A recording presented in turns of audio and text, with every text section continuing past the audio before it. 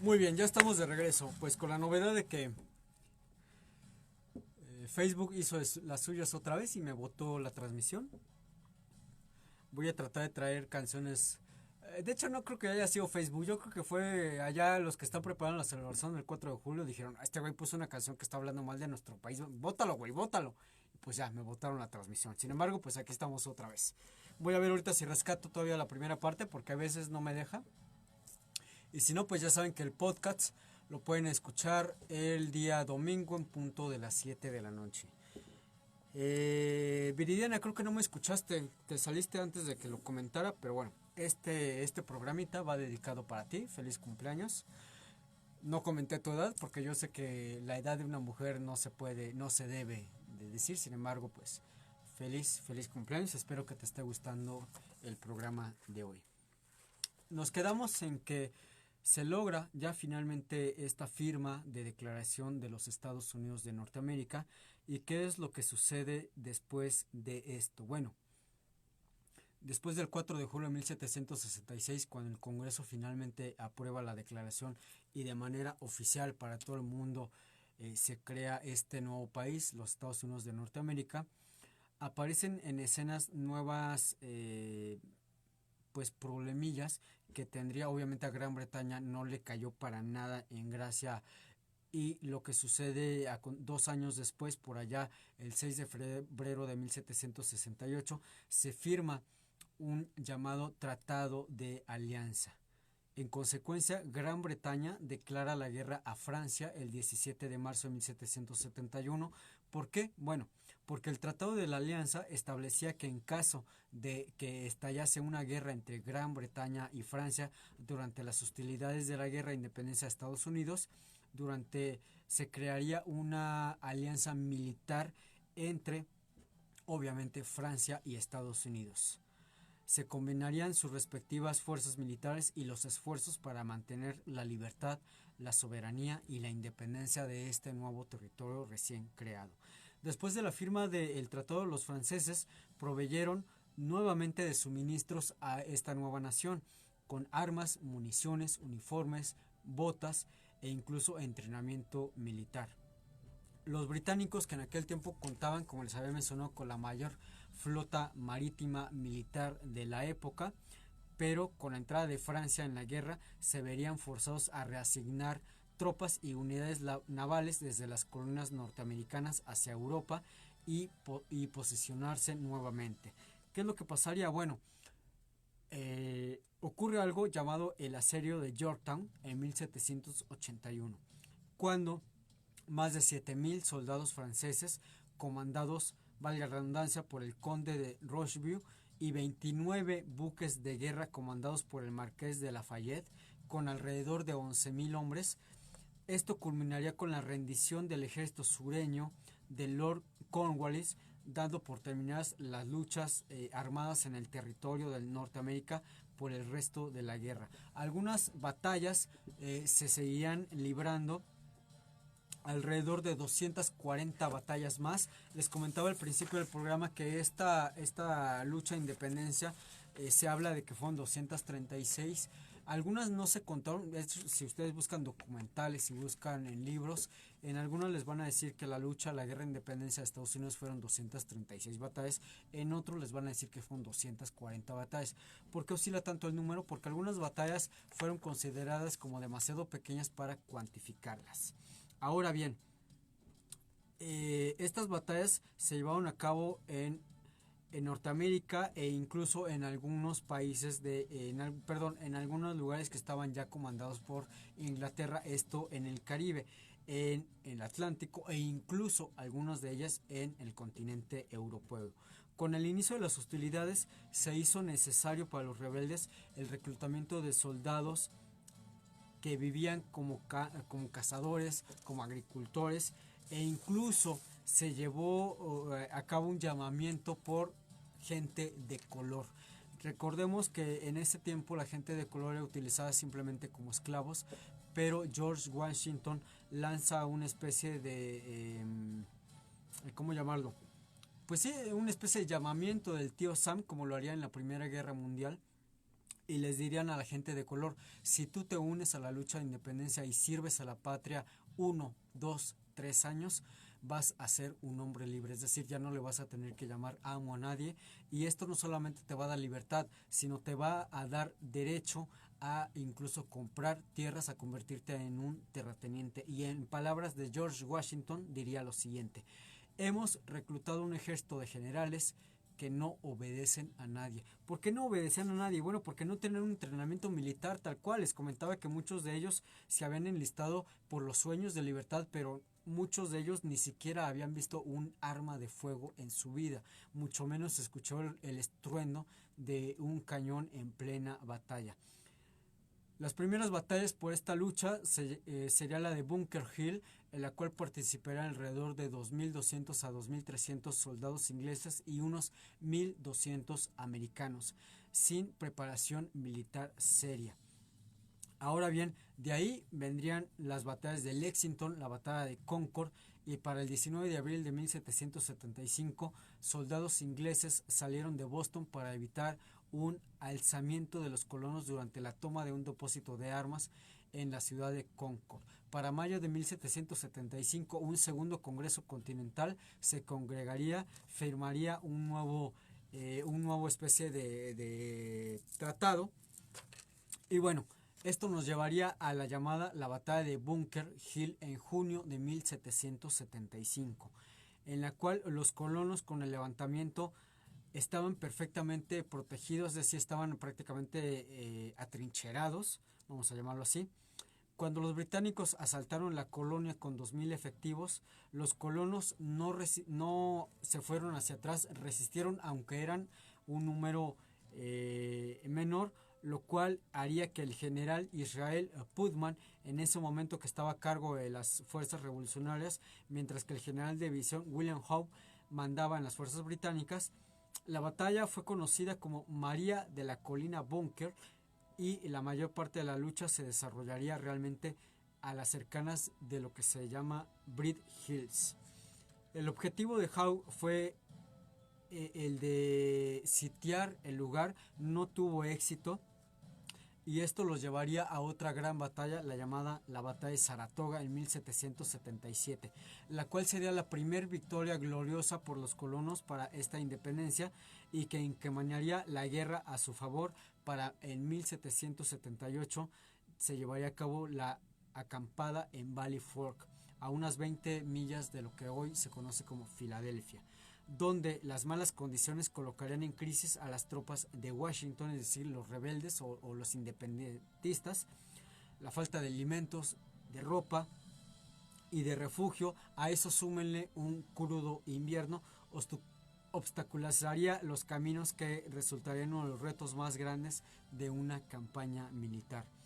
Incluso entre los voluntarios que se sumarían a esta guerra, a esta lucha de independencia, estaría por ahí la mismísima esposa de George Washington, la cual esta mujer se encargaría de surcir uniformes, de ayudar a heridos, a enfermos durante las batallas.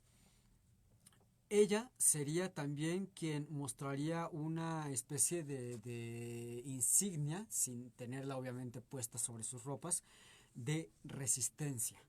El ejército, cuando estuvo a punto de disolverse, pero que sobreviviría, saldría fortaleciendo, porque los franceses entrarían, les había comentado anteriormente, los franceses habían firmado un tratado con los nuevos americanos de que si Inglaterra intervenía militarmente en esta lucha de independencia o mientras se consumaba la lucha de independencia, ellos le declararían la guerra a Gran Bretaña. Bueno, pues ellos cumplen su palabra, los franceses se alían con los patriotas para la recuperación y fortalecimiento de un ejército, mientras que los británicos controlaban el sur, las ciudades Savannah y Charlestown, donde habían recibido gran apoyo de los americanos todavía leales a la corona.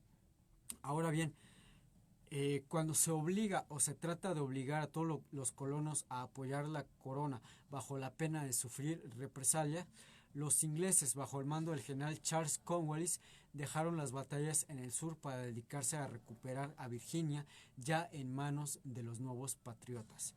El asedio de Georgetown y la batalla de Yorktown tuvo lugar durante la Guerra de Independencia en 1781, cuando se enfrentarían a los insurgentes continentales y a sus aliados franceses, tanto los enviados oficialmente al mando del conde de Rochambeau como los voluntarios del marqués de Lafayette contra los británicos. Cuando fueron rodeados por 7,000 franceses, 3,000 milicianos y 8,000 soldados continentales, ahí se habla de una de las batallas, pues sí, vamos a llamarla más gloriosas de esta lucha de independencia, comandados por el general George Washington. Posiciona a este hombre su ejército cercano a Yorktown y empiezan a asediar la ciudad. Los colonos, por su parte, algunos apoyaban a Gran Bretaña, la corona, otros apoyaban a George Washington. Sin embargo, la facción que apoyaba a los patriotas finalmente deciden atacar a una sola vez, y esto llevaría a cabo incluso estas batallas en aquel tiempo todavía de guerra, porque había que entretener. Por ahí dicen que hay que darle al pueblo pan y circo, y en el caso del circo, pues estas batallas que se habían librado en ese momento de independencia habían sido llevadas a los más grandes teatros de estos estados, tratando de recrear la batalla para así elevar la moral de esta gente que estaba buscando su independencia. Y bueno, esto nos llevaría finalmente a 1778, cuando se lleva a cabo la llamada la campaña de Filadelfia, cuando los británicos tomaron la iniciativa y lograrían el control y evacuación de Filadelfia. La campaña de Yorktown de 1781 había abierto el camino para que Gran Bretaña pudiese seguir incursionando militarmente, pero desde 1775 hasta 1783, que es la consumación ya realmente de esta lucha de independencia, se llevan a cabo importantes batallas navales. Destacaba hace un momento que en ese momento Inglaterra contaba con el ejército a la mar, o la flota naval más poderosa que se había visto en ese momento. Pero Estados Unidos, o los 13 colonias estadounidenses, se dieron cuenta que la guerra no se iba a poder librar enteramente en tierra, y que ellos tenían que entrar también al océano. Es entonces que se llevan a cabo estas llamadas guerras navales, que se llevaron en el océano Atlántico, en las Antillas, e incluso en parte del Golfo de México, en el Canal de la Mancha, en el mar Mediterráneo, en el océano Índico, en la bahía de Houston, hasta el final de la guerra en 1783. Después, para 1778, la lucha se trasladaría al sur, es decir, ya era el sur contra el norte, la cual ya había adquirido un aspecto internacional con la entrada de Francia en la guerra, y un año después, para 1779, la realidad se impuso y España declararía la guerra a Inglaterra, pensando incluso en la posibilidad de invadir Gran Bretaña mediante el concurso de la Armada Franco-Española. El frente en Europa, para su entrada abierta en el conflicto, el gobierno español firmó el llamado Tratado de Aranjuez, acuerdo secreto entre Francia y estas 13 colonias que buscaban la independencia de Gran Bretaña. Ahora bien, con los puertos atlánticos abiertos, los franceses pudieron llevar tropas a América al mando de Lafayette y de Rochambeau, siendo esta ayuda de gran importancia para los colonos, pues ya ahora norteamericanos o estadounidenses. Pero muchos de estos flotilla o de ayuda incluso fueron bloqueados por la fuerza naval de Inglaterra. Más tarde a esta lucha se uniría Holanda por la coalición ya ahora de Francia, España y Holanda, con ambiciones de ganar posiciones por el dominio de los mares, aunque a diferencia de sus aliadas, Holanda no aportó tropas, simplemente fue un apoyo de mandar ellos sus barcos, llevar algunas provisiones como armas, uniformes, pero no aportaría efectivos a esta batalla. La última batalla en Norteamérica fue la batalla de Yorktown de 1781, cuando alrededor de 8,000 soldados británicos a cargo del general Charles Cornwallis fueron rodeados en Virginia por una flota francesa y un ejército combinado entre Francia y Estados Unidos a las órdenes de George Washington. ¿Qué es lo que sucede después de esto? Tras el sitio de Yorktown, Cornwallis se rinde y el gobierno británico propondría ahora la paz. En la batalla caerían 156 británicos, 52 franceses y 20 independentistas, siendo los últimos muertos en combate durante la Guerra de Independencia. Esto nos lleva a un llamado Tratado de París en agosto de 1781, cuando Washington sitia la ciudad de Yorktown en Virginia, y para el 19 de octubre de ese año, Yorktown y el grueso de las fuerzas británicas se rinden finalmente. Las primeras negociaciones de paz son para acordar, y esto se inicia en 1782.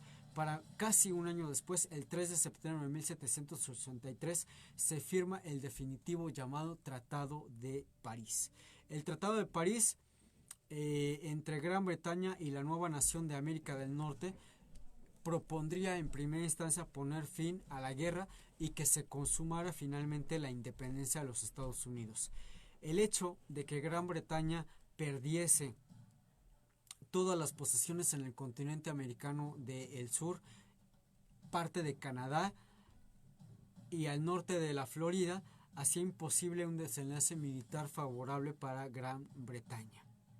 Al mismo tiempo se firmaría el llamado Tratado de Versalles, por ahí es bastante mencionado durante la Primera Guerra Mundial y también en la Segunda Guerra Mundial por Adolfo Hitler. Bueno, se firma este Tratado de Versalles entre Gran Bretaña y los aliados, es decir, Estados Unidos, España, Francia y Holanda. Aparecerían por ahí en escena algunos otros tratados, pero finalmente la idea, y como aparece o se estipula en las primeras líneas de esta Declaración de Independencia, la cual voy a frasear un poco, que dice que todos los hombres nacen libres. En nuestra lucha de independencia, me refiero a México, si por ejemplo nosotros le ponemos un poquito más de atención a lo que fue los sentimientos de la nación del gran prócer de la consumación de independencia, José María Morelos y Pavón, en las primeras líneas de este documento llamado los sentimientos de la nación, especifica que todos los hombres somos iguales y todos los hombres nacemos siendo libres. Es decir, tanto en Estados Unidos como en México y en algunas otras naciones también del mundo, cuando se lleva a cabo este movimiento, esta lucha, esta guerra de independencia, y se firma primera vez una declaración o un tratado oficialmente de independencia, se apela siempre a la libertad. En el caso de algunos países hablan simplemente de que todos nacemos libres, en algunos otros países se habla de que todos somos iguales o que nacemos con los mismos derechos de otras personas. Si bien es bastante interesante, incluso si quieren conocer más del tema a manera ya visual y no tanto que yo les recomendara un libro, pueden ver por ejemplo la película de El Patriota con Mel Gibson, en donde la mitad de la historia pues es obviamente la historia del padre de familia que lucha por mantener a su familia unida, y por otra parte hay muchísimos puntos de la película donde sitúa cómo se lleva a cabo la lucha de independencia y finalmente la consumación de la independencia. Hay algunas otras películas que les hablarán al respecto. Por ejemplo, les recomiendo muchísimo también El Libro de los Secretos, protagonizada por Nicolas Cage, aunque ahí es un poco más vamos a decir paranoia, pero un punto también y que no he tocado en el programa porque yo quiero poner un punto de vista totalmente neutral, pero sí es verdad, en la lucha de independencia, desde la guerra, la declaración y finalmente la consumación de la independencia, hubo hermanos masones metidos ahí en esta lucha de independencia. George Washington era masón, Benjamin Franklin, Thomas Jefferson, etcétera, etcétera. Entonces la masonería estuvo apoyando de cierta forma esta lucha de independencia sin fines políticos, simplemente por apoyo a una libertad bajo el yugo de un país tirano, como en este caso pues vendría a ser Inglaterra. Hay muchos mitos al respecto. Esta película que les mencionaba del libro de el libro del tesoro o la búsqueda del tesoro con Nicolas Cage les va a dar algunas pautas importantes de esta lucha de independencia. Sin embargo, pues ya el tiempo aquí se apremiante. Mi compañero Jorge Grajales ya está por ahí listo para comenzar hacia Asia, los cuales les recomiendo muchísimo el programa. Les agradezco muchísimo que me hayan acompañado en esta segunda transmisión. Para aquellas personas que van a escuchar el podcast, gracias por haber escuchado todo el programa. La siguiente semana les traigo un tema también interesante. Sus dudas, comentarios, sugerencias para nuevos temas, por favor háganmelas llegar aquí en esta transmisión en vivo o en el Facebook de un servidor, o si quieren también por correo electrónico en asmisael@gmail.com. Esto que vamos a escuchar ya para terminar el programa corre a cargo de un compositor alemán. No, perdón, no es alemán, es ruso, de Tchaikovsky. ¿Por qué elegí esta pieza? Bueno, la verdad es que la mayoría de las películas de guerra americanas, ya sea guerra de independencia o modernas, van a escuchar siempre esta pieza musical. Es un movimiento, no recuerdo ahorita qué movimiento es de Tchaikovsky. Escúchenlo, les agradezco muchísimo, los dejo con esta pequeña pieza. Cuídense mucho, que Dios me los bendiga a todos ustedes, reciban un abrazo de mi parte. Esto fue Veritas Dei Universus.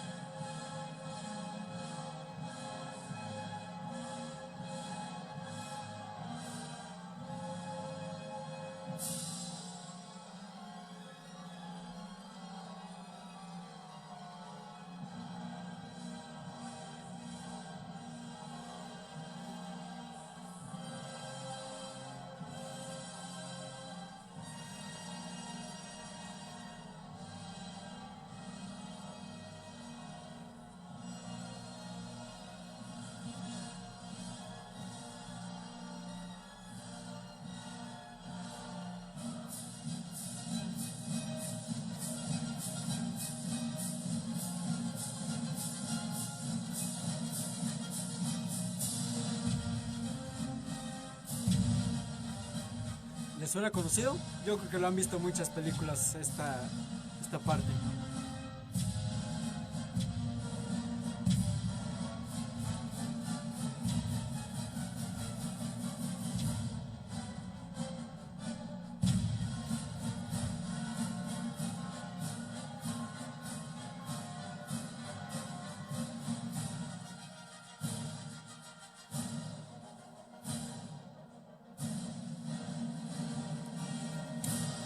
Pues ya me despido, aquí el tiempo apremia, muchísimas gracias.